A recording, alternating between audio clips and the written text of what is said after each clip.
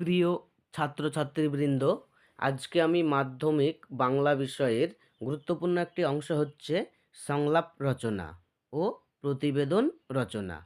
এই দুটি অংশ থেকে কিছু প্রশ্ন তোমাদের সামনে সাজেশন আকারে দিলাম। আশা করি এই প্রশ্নগুলি প্র্যাকটিস করলেই যে রকমই আসুক তোমরা নিজে থেকেই লিখতে পারবে।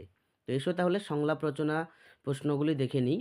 মাতৃভাষার পাশাপাশি ইংরেজি ভাষা শেখার প্রয়োজনীয়তা, এই বিষয়ে দুই বন্ধুর মধ্যে সংলাপ রচনা করো।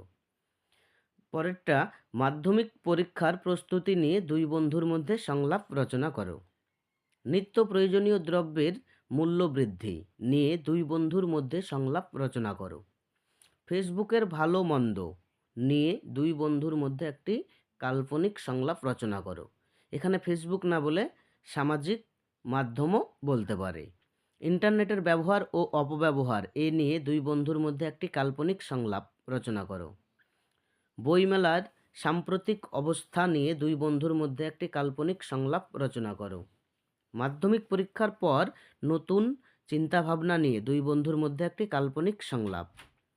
পরীক্ষায় পাস ফেল থাকা উচিত কি না, এই বিষয়ে দুই বন্ধুর মধ্যে কাল্পনিক সংলাপ রচনা করো। নারী স্বাধীনতা বিষয়ে দুই বন্ধুর মধ্যে একটি কাল্পনিক সংলাপ রচনা করো। এবার আমরা দেখে নিই প্রতিবেদন। তোমাদের পাড়ায় অরণ্য সপ্তাহ পালন করা হয়েছিল, এ বিষয়ে একটি প্রতিবেদন রচনা করো। 2, সেফ ড্রাইভ সেফ লাইফ কর্মসূচি পালিত হলো এলাকায়, এ বিষয়ে একটি প্রতিবেদন রচনা করো। যত দিন যাচ্ছে ততই হারিয়ে যাচ্ছে বই পড়ার অভ্যাস, এই বিষয়ে একটি প্রতিবেদন। নিত্য প্রয়োজনীয় দ্রব্যের মূল্য বৃদ্ধি, এই বিষয়ে একটি প্রতিবেদন লেখো।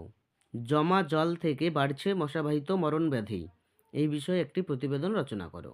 অর্থাৎ এইখানে প্রতিবেদন রচনা ও সংলাপ রচনা থেকে যে পয়েন্টগুলো দেওয়া হলো সে যে কোনো দিকেই আসতে পারে, হয়তো প্রতিবেদনের বিষয়গুলি সংলাপে বা সংলাপের বিষয়গুলি প্রতিবেদনে।